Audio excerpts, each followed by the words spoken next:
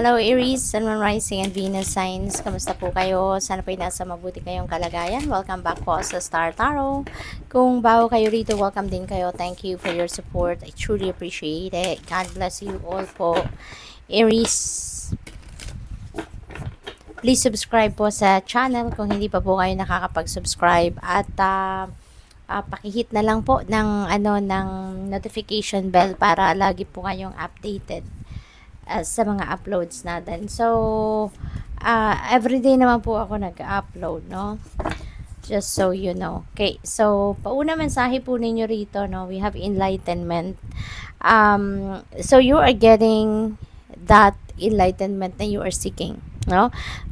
Siguro, meron kayong sitwasyon na gusto ninyong simulan, no? Kasi meron tayong new beginnings energy and this is a new beginning. Magsisimula ka ng bagong ganap sa buhay, bagong yugto, bagong chapter, no? Sa buhay ninyo. At maaari, no, na kung ano man yung pinaplano ninyong gawin, gusto ninyong simulan, whether that is trabaho, career, relationship, or kung ano man, no? Pagta-travel. So, depende sa inyong sitwasyon kung ano man itong gusto ninyong simulan. Maaaring may mga choices, no? Kayo, hindi lang iisang bagay or hindi lang iisang lugar. Kung magta-travel kayo, hindi lang isang lugar yung nasa focus ninyo. So, siguro, yun ang kailangan ninyo na pagdesisyonan, no? And there are other things siguro na kailangan ninyong pagdesisyonan dito. Kaya, naghihingi kayo ng enlightenment, ng clarity, no? Sa universe. Kaya siguro, eto, papadalhan kayo, no? So, importante na lagi kayong magkaroon ng panahon ngayon para kayo ay magmuni-muni, magnilay-nilay, mag-me time, 'di ba? Give yourself time na makapag-isip-isip, no? Na tumahimik muna, mag-detach muna kayo sa worldly things na pinagkakaabalahan niyo kasi yung guidance ng universe, no? Yung sagot sa mga dasal natin, it usually comes in a very subtle way.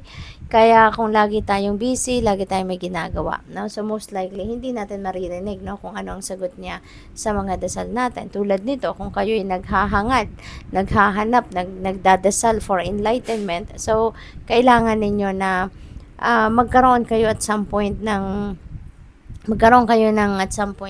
katahimikan ba, no? Para marinig ninyo yung binubulong ng puso ninyo, binubulong ng intuition ninyo, yung gano'n, no? Kasi, eto, maririnig ninyo to when you are quiet, when you are resting, when you are not doing anything, okay? At yun, tulad ng sabi ko kanina, new beginnings coming your way. Marami siguro kayong mga ganap, no? There could be new opportunities coming your way, no? At maaaring you are going to grab that opportunity. At maganda rito kasi siguro hindi lang iisa, no, ang oportunidad na yan. Kaya siguro kayo naguguluhan. Kaya you are seeking for enlightenment. Kung anong ga ba dito yung para sa'yo, alin dito yung uunahin mo, something like that. Patience is also being asked of you sa ngayon. Kasi baka kayo'y nagmamadali, Aries, no? Baka kayo'y nagmamadali. Baka kayo'y hindi makaantay, you know? But, yun nga, this is being asked of you sa ngayong patience. Kasi, di ba may kasabihan na good things come to those who wait. Okay? Kaya matuto kayong maghintay, matuto kayong magpasensya, and always remember, no? Instill it in your mind. Always remember na lahat ng bagay, lahat ng sitwasyon, pangyayari sa buhay natin, that happens in divine order and timing. Kaya kahit anong pagmamadali ninyo, kahit anong pagpupush ninyo, no, na mangyari, gusto ninyo mangyari, if it's not in divine timing yet, it's not gonna happen. Isa pa, kung hindi rin yun para sa'yo, hindi rin yun ibibigay sa'yo. Kaya, sa ngayon, you need to practice patience, and while you are practicing patience, it is also required of you to follow and listen, no? or baliktad, listen and follow what your intuition is telling you. Kasi the universe is going to guide you, no? Kung saan kayo dapat papunta muna, anong dapat ninyong gawin muna, yung mga ganon. Okay? So, voyage, meron ditong travel, no, na gagawin kayo, Aries. Pwedeng over water, no? Yung travel na to, pwede rin naman na by air kasi parang lumilipad yung sea creature na to. So, para siyang nasa hangin, diba? So, pwedeng meron ditong travel over water, meron pagta-travel by air, no? So, depende yan sa inyong sitwasyon. What else? So, we have yung stone ninyo or crystal is rhodonite. Sabi dito, find a way to forgive. Ayan. So, siguro din, ang iba sa inyo ngayon, maaaring it's about time na for you to forgive, no? In order for you to move on with your life, in order for you to start a new chapter sa buhay ninyo na mas maganda, mas maaliwalas at wala nang bigat sa dibdib, you may need to find a way to forgive. Kasi kung hindi pa tayo nakakapagpatawad, mabigat sa dibdib, hindi ba? Mabigat sa pakiramdam, parang lagi tayong may bit-bit na kung ano man, no? Na hindi tayo makagalaw hindi tayo makagalaw freely kasi parang at the back of our head laging merong nagbabother sa atin, 'di ba? Kaya in order for you, no, to move on na sa buhay at makapagsimula kayo ng kung anumang sitwasyon sa buhay ninyo on a clean slate, you may need to forgive. Not necessarily na sasabihin mo talaga doon sa tao na pinapatawad na kita. Hindi naman sa ganun, diba? But sa puso natin, sa puso ninyo, Aries, you know, pwede kayong magpatawad sa puso ninyo. 'Di ba? Hindi kailangan na lumapit kayo doon sa taong nakasakit ng inyong damdamin.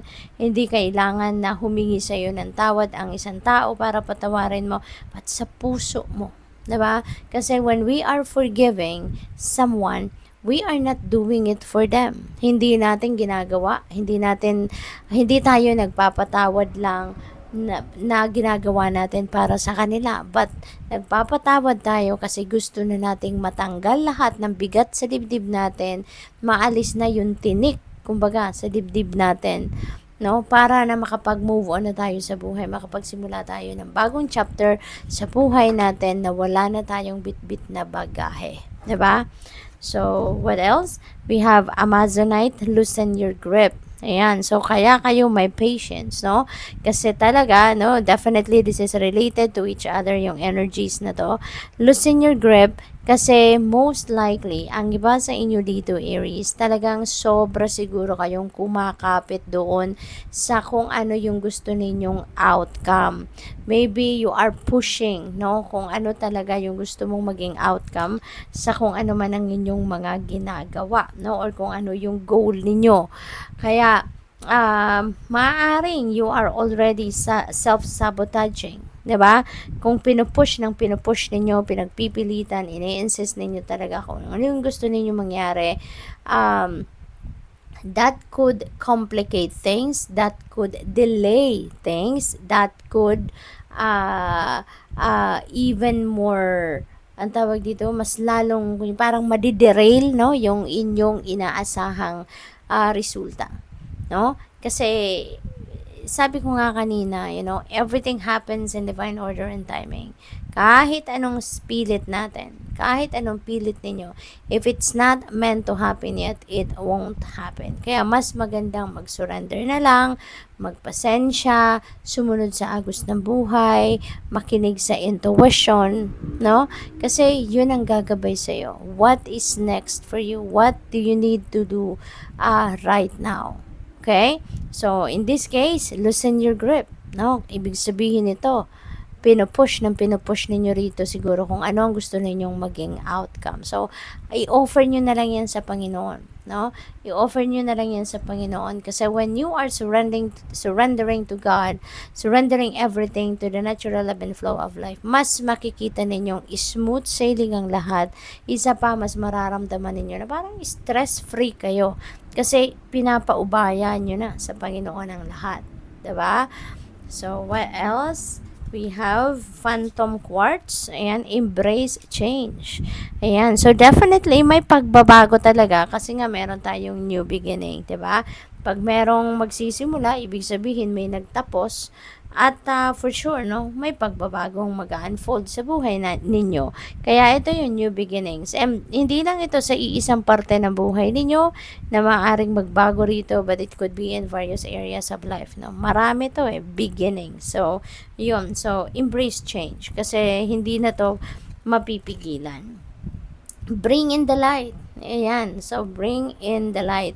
Gamitin nyo yung sarili ninyong liwanag. Kumbaga, gisingin ninyo. No? Ilabas na ninyo yung inyong sariling liwanag para to shed its light, no? Sa mga sitwasyon ninyo sa buhay na parang nadidiliman kayo or namumroblema kayo or naguguluhan kayo. Okay? So, tignan natin kung ano pa ang message for you.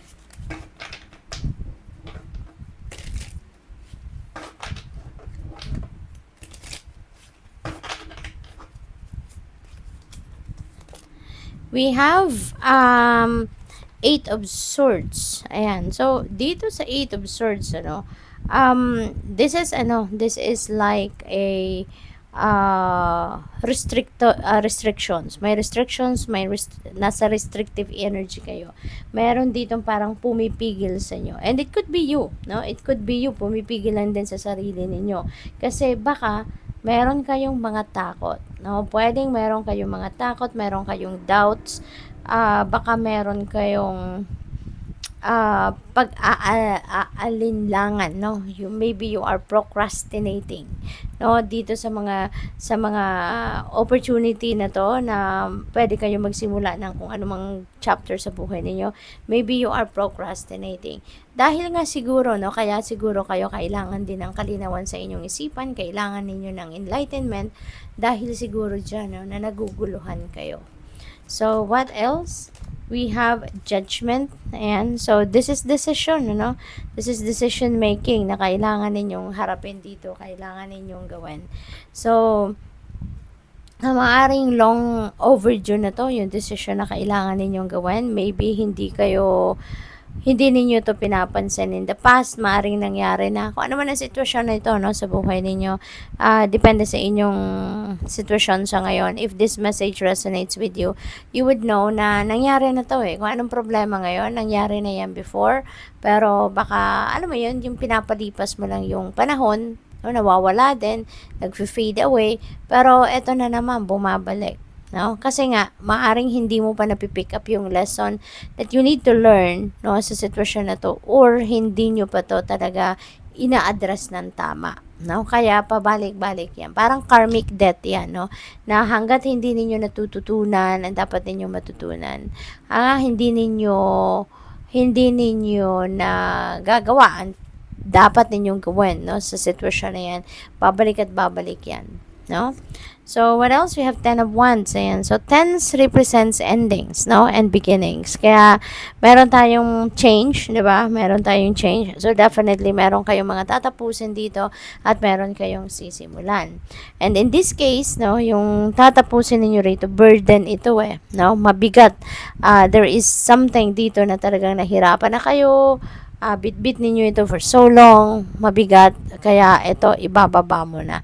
Tatapusin mo na. No, hindi mo na to kayang i-carry out pa any longer, kaya magde-decision ka rito na tama na. No, it's about time na for me to put an end to this paghihirap na ito. So, maaari, no, na baka hihingi kayo ng tulong dito, no, sa ibang tao para na maging mas maayos ngayon ang inyong kalagayan. Okay?